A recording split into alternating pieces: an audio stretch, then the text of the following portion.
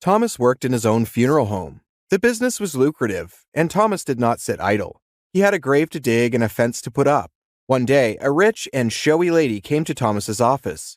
She wore a black hat and a veil. Her grandmother had died in the village, and she had ordered a complete package from Thomas.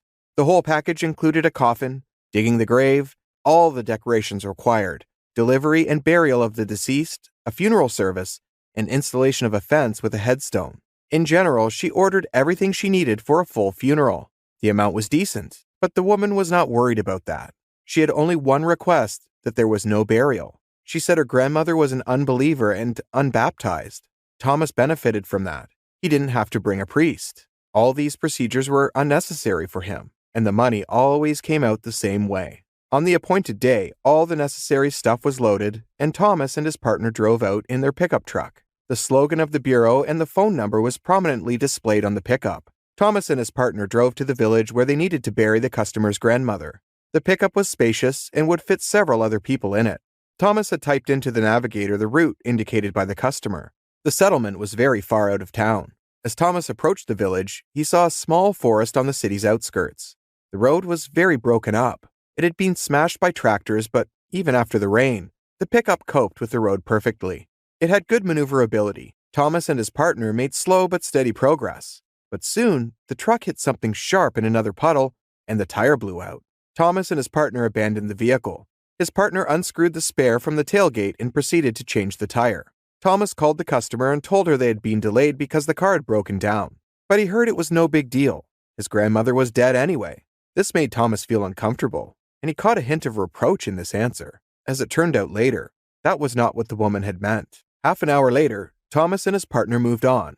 On their way out of the forest, Thomas came across a small, hunched-over old woman. She rested her stick on the ground and walked along the road. Thomas stopped the car and offered to give her a lift. The older woman looked closely at the car, looked at Thomas, and refused to help.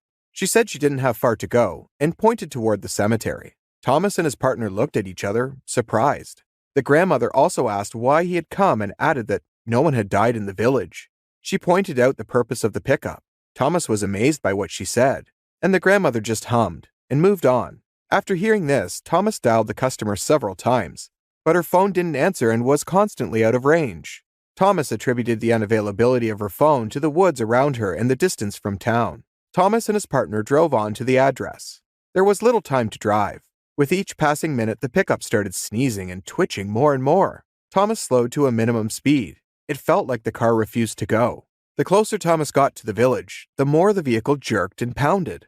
Thomas and his partner caught up with the older woman near the cemetery with whom they had been talking in the woods. The grandmother stood behind the fence, looking odd and smiling. The older woman shouted after the pickup that they should get out, and the grandmother was still alive. What she said sounded unhappy and angry. Her words gave Thomas the creeps and creeped him out.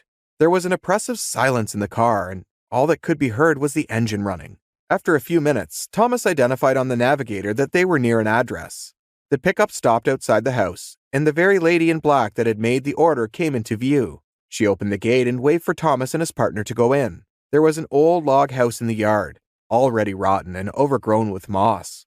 Thomas and his partner got out of the car and headed toward the woman.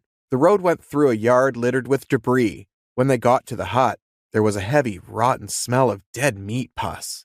The partner threw up, rolled his eyes, and fainted. He was shivering all over and covered in a cold sweat. Thomas did not move and stared into the semi-darkness of the hut.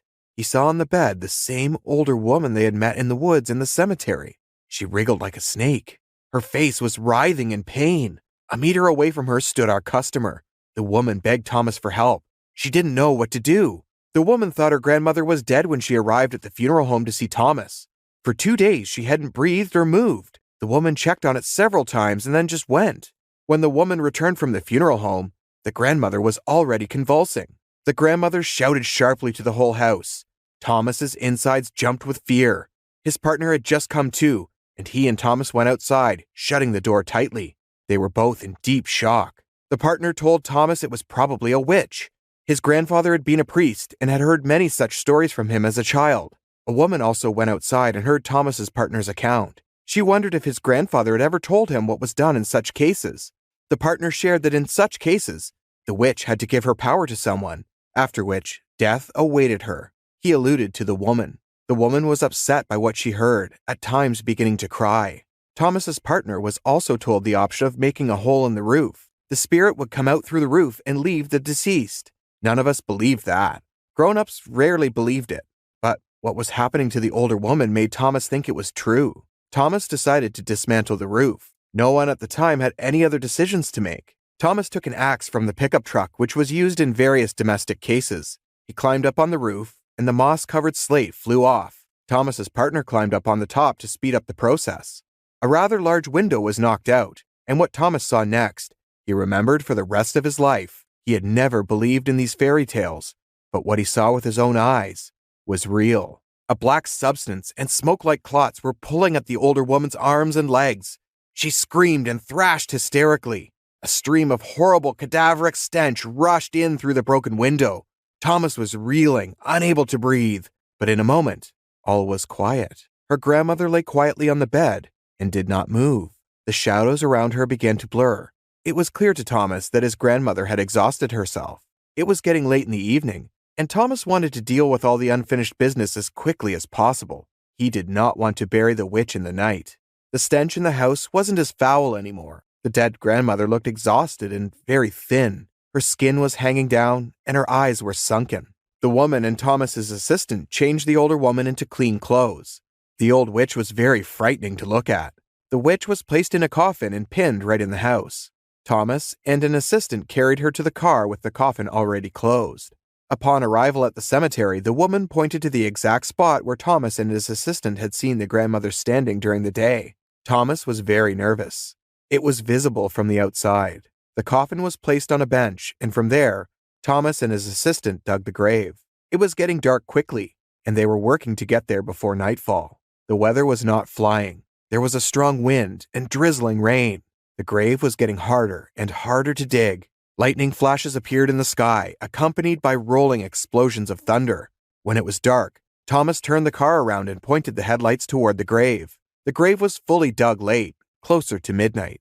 Thomas and his partner brought the coffin closer to the tomb and began to slip the strap under it. Suddenly, something inside rattled very hard. Out of fright, Thomas kicked the coffin, rolled over the wet ground into the grave, and overturned. The deceased grandmother was lying face down in it. Thomas and his partner didn't fix anything and quickly buried the witch. The client cried they could not conceal her grandmother properly. Thomas gradually came to his senses. The client paid for the work, and Thomas and his partner left. The following events turned Thomas's life upside down in a big way. He had one thing left to do. He had to put up a tombstone monument in 2 months. The woman could not attend and begged Thomas to put it up himself. By this time, the monument was ready. Thomas felt that the grandmother from the memorial was looking at him with a judgmental look. He covered it with a rag. Thomas did not want to return to this village, but the woman had already paid for the monument. Thomas had no choice but to go to the cursed town. Thomas and his partner left in the morning. They didn't want to be stuck in the village again until dark. They reached the cemetery quickly. When Thomas and his partner arrived at the famous fence, they were horrified by what they saw. Thomas stopped. He began to baptize and his hands were shaking. Goosebumps ran all over his body and his breath hitched. The grave was unearthed. Thomas and his partner got out of the pickup and walked over to the fence. They saw an empty tomb. There was no coffin with his grandmother. There was nowhere to put the monument. So they took it out of the car and pushed it over the fence. Thomas did not want to know who had dug the grave, or maybe his grandmother had gotten out alone. He wasn't thinking straight. Thomas's head was a mess.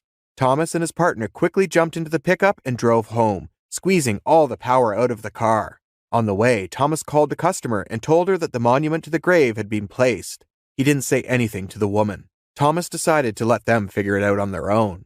After the call, Thomas blocked the woman's number and never spoke to her again. He did not take any more orders from that village and always avoided them. Thomas did not know what happened next and did not want to know. The story affected Thomas's mental health. He closed his funeral home after a few months.